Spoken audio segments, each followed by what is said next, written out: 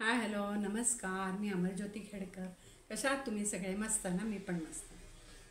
आता आजचं आपण बायकांचं वयाचं हे घेऊया.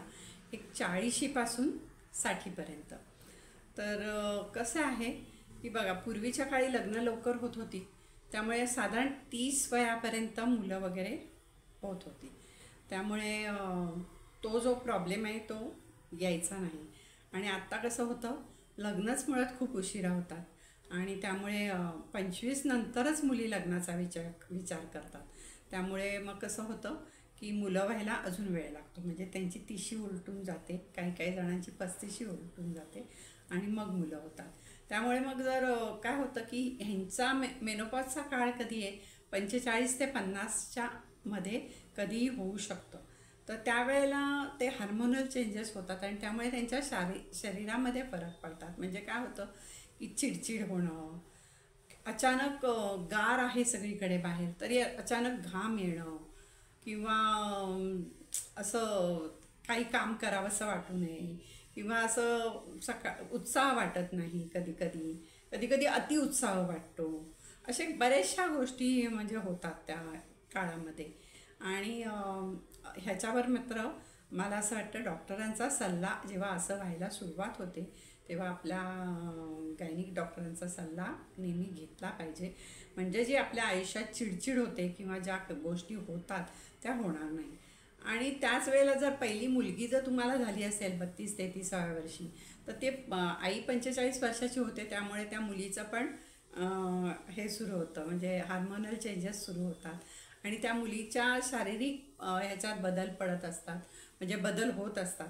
त्यामुळे ती थोडीशी कन्फ्यूज असते आणि तिला त्यावेळेला आईची गरज असते, पण आई त्यावेळेला वेगळ्या ह्याच्यामधनं जात असते. तिला तिचे शारीरिक काय काय प्रॉब्लेम होत असतात. आणि अशा वेळेला ना बऱ्याच हे आपण आता वाचतो, सगळं बघतो, टी व्ही बघतो, हे बघतो, वाचतो, सगळं आपल्याला माहीत असतं. पण हे जे शारीरिक हे होतात ना, अचानक असं म्हणजे काही काम करता करता अचानक आतून आता उष्ण अशी लाट येते आणि कपाळावर घाम येतो आणि एकदम असं हे होतं. आणि असं का होतं आहे असं समजत नाही म्हणजे आपल्याला. आणि असे अनेक काय काय प्रत्येकाचे वेगळे वेगळे काही हे असतात हार्मोनल चेंजेस, तर ते त्यांना व्हायला लागतात. तर त्यामुळे ती चिडचिड आहे ना, ती मुली मुली पण कन्फ्यूज झालेल्या असतात ज्या वेळेला त्यांना आईची गरज असते आणि त्यांना वाटत असतं की असं का होतंय. म्हणजे आजकाल आणि शाळेमध्ये सगळं समजावून सांगतात, नाही असं नाही, पण अशा वेळेला जास्त करून आईची गरज असते आणि आईची अशी चिडचिड होत असते. त्यामुळे ना हे सगळा काळ आहे ना, हा म्हणजे आजकाल असं आपण काही बोलू शकत नाही. हे एक तर लग्न उशिरा होतात, मुलं उशिरा होतात, काही जणांची तर लग्न अगदी 35शी नंतर होतात, म्हणजे 35 ते 40च्या मध्ये होतात. त्यामुळे अजूनच प्रॉब्लेम येतात. तर हे झालं एक हार्मोनल चेंजेसचं. आणि दुसरं म्हणजे काय होतं की ह्या धावपळीच्या ह्याच्यात ना आपण आपल्या खाण्याकडे लक्ष देत नाही. म्हणजे अशा वेळेला काय होतात, आजकाल वर्किंग असतात, म्हणजे दोघंही, म्हणजे नवरा बायको दोघंही वर्किंग असतात. त्यामुळे मग ती चिडचिड होते, कामावरनं चिडचिड होते, घरी आल्यावर काही काम करायची इच्छा नसते, मग त्यावेळेला चिडचिड होते, असं होतं. आणि मग अशा वेळेला ना आपल्या स्वतःकडे खूप दुर्लक्ष होतं. मला असं वाटतं की म्हणजे, आणि त्यात मग ती काही जाडी वगैरे वाढायला लागली किंवा काही प्रॉब्लेम व्हायला लागले की मग ते असं वाटतं की नाही, जाडी वाढते, काहीतरी म्हणजे कमी करायला पाहिजे, म्हणून मग जेवण कमी करायला लागतात. आणि जेवण कमी केलं तर तुम्हाला आतून थकवा जाणवायला लागतो, म्हणजे मग हे सगळे प्रॉब्लेम व्हायला लागतात. तर अशा वेळेला मला काय वाटतं माहिती आहे की तुम्ही जेवण कमी करण्यापेक्षा तुम्ही ज्या काही आता समजा तुम्ही पोळी वगैरे खाताय, पोळी भाकरी जे काय खाताय ते, तर ते तुम्ही म्हणजे समजा आता 2 पोळ्या खाताय तर 1 पोळी खाल्ली तरी चालते. असं काही कारण त्याच्यात शेवटी काय असतं, पोळी आणि भाकरीमध्ये काही तुम्हाला शरीर पोषणासाठी असं काही नसतंच ना त्यावेळेला त्याच्यामध्ये. तर मग ती तुम्ही कमी खाल्ली तरी चालते. पण अशा वेळेला भाजी मात्र कमी खायची नाही. जर तुम्ही 2 पोळ्याने 1 वाटी भाजी खात असाल, घेत असाल किंवा 1 वाटी 1.5 वाटी, तर तेवढीच भाजी तुम्ही एका पोळीसाठी घ्यायची किंवा एका भाकरीसाठी घ्यायची.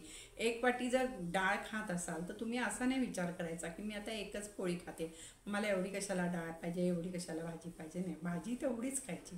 म्हणजे इवन मी म्हणते की नुसती भाजी खायला लागली किंवा नुसती चमच्यानी डाळ खायला लागली तरी चालेल, पण तुम्ही भाजी आणि हे कमी नाही करायचं. सॅलड घ्यायचं. सॅलड करायला तुम्हाला वेळ नसेल कोशिंबिरी वगैरे करायला, तर काकडी, गाजर किंवा बीट हे असं कापून घ्या. तुम्ही नुसतं कापून घेतलं तरी चालतं, पण हे तुम्ही खायला पाहिजे. आणि अशा सगळ्या ह्याच्यामधनं ना, म्हणजे तुम्हाला पोळी भाजी कमी खाल्ली किंवा भात थोडा कमी खाल्ला तर चालतो, पण हे बाकीचं वरचं आहे ना ते नाही कमी करायचं. कारण हे खाण्यामधनंच तुम्हाला सगळं, आजकाल एक तर खाण्यामध्ये आपण म्हणतो की सगळं म्हणजे खतांवर वगैरे सगळ्या भाज्या बिज्या तयार झालेल्या असतात, काही सत्व नसतं. पण जे काय खातो ते सुद्धा जर तुम्ही व्यवस्थित खाल्लं नाही, कारण बऱ्याच जणांकडे ना मी ऐकते जर दोघं असतील ना तर म्हणतात काय 1/2 किलो भाजी आणली तरी आम्हाला खूप होते. असं नाही करायचं. 1/2 किलो भाजी दोघात खायची. मग भाजी करायची आणि ती दोघांनी अर्धी अर्धी वाटून घ्यायची.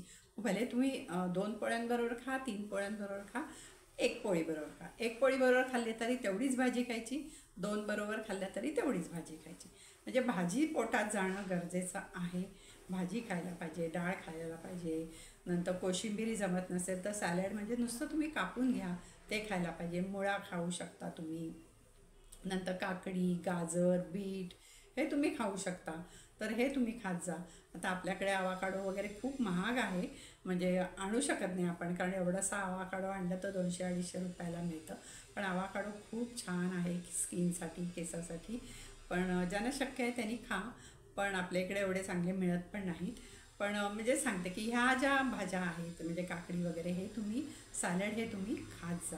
अशाने काय होतं की तुमचं आतून पोषण चांगलं होतं. नाही तर मग काय होतं की तुमचं HB कमी असतं, मग काय काय तुम्हाला आजार सुरू होतात. म्हणजे तुम्ही फिटनेसकडे लक्ष देता आणि मग खाण्यापिण्याकडे जर जास्त लक्ष दिलं नाही तर मग तुम्हाला शरीरातून पोचलं जात नाही व्यवस्थित, त्यामुळे तुम्हाला प्रॉब्लेम सुरू होतात. आणि जर घरची जी मेन बाई आहे ना तिने आपल्या शरीराकडे आणि आपल्या स्वास्थ्याकडे मेन म्हणा की पूर्ण लक्ष दिलं पाहिजे, कारण तिलाच बाकीच्यांचं सगळ्यांचं बघायचं असतं. जरी आपण म्हटलं की आजकाल पुरुष काम करतात, बायका काम करतात, म्हणजे ऑफिस वर्किंग आहेत, तर दोघांनी अर्धी अर्धी कामं करायची. किंवा तुम्ही स्वयंपाकाला वगैरे बाई लावली, पण ती कशा पद्धतीने करते ह्याकडे मात्र आपलं लक्ष पाहिजे. कारण बऱ्याच वेळा मी बघितलेलं आहे स्वयंपाकाच्या बायकांना यायला उशीर होतो आणि मग ते इतके फटाफट फटाफटा फटाफटा सगळं करतात आणि आपल्याला समजत नाही, तेल जास्त घालतात किंवा म्हणजे कणिकसुद्धा अशी मळून घेतली, पोळ्यांना बाई आली आणि उशीर झाला तिला की कणिक मळल्या लगेच ती तवा ठेवून पोळी लाटायला सुरुवात करते.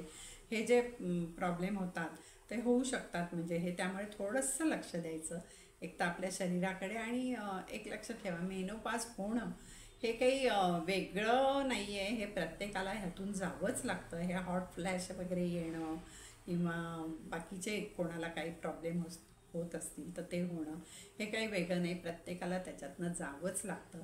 आणि त्याच्यासाठी मला असं वाटतं की तुम्ही डॉक्टरांची मदत घेणं आवश्यक आहे, कारण ह्याच्यावर सुद्धा डॉक्टर गोळ्या देतात आणि तुमचा हा त्रास बऱ्यापैकी कमी होऊ शकतो तुम्हाला.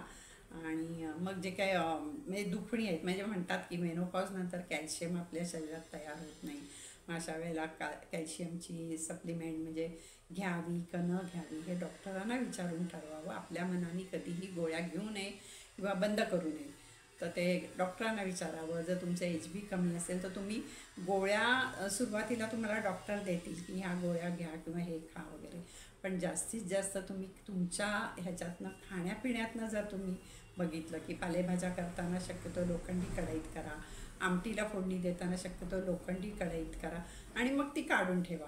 तर अशा प्रकारे किंवा जेवताना जेवण झाल्यावर थोडासा गुळाचा खडा, अगदी जास्त नाही, अगदी एवढासा छोटासा गुळाचा खडा तोंडात ठेवा, म्हणजे जेवण झाल्यावर खात जा, त्यांनी पण तुमचं HP वाढतं.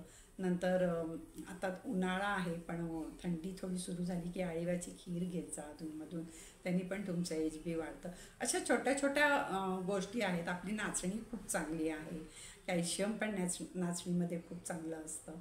तर अशा छोट्या छोट्या गोष्टीतनं ना तुम्ही घरगुती ह्याच्यातनं करू शकतात. थोडासा वेळ काढला ना सुट्टीच्या दिवशी आणि काही गोष्टी अशा करून ठेवल्या तर तुम्हाला त्यातनं खूप फायदा होतो. पण म्हणजे काही न करता नुसती चिडचिड करत बसणं हे काही योग्य नाही. त्यामुळे प्रत्येकाने आपली काळजी घ्या आणि मेन म्हणजे खाण्यापिण्याची काळजी घ्या. खाणं पिणं जर तुमचं व्यवस्थित असेल तरच तुमचं सगळं आरोग्य छान, आणि तुमचं आरोग्य चांगलं असेल की तुमच्या घरातल्यांचं सगळ्यांचं आरोग्य चांगलं राहतं, सगळे हसत खेळत राहतात. बघा तुम्ही करून, तुम्हाला पटत असेल तर.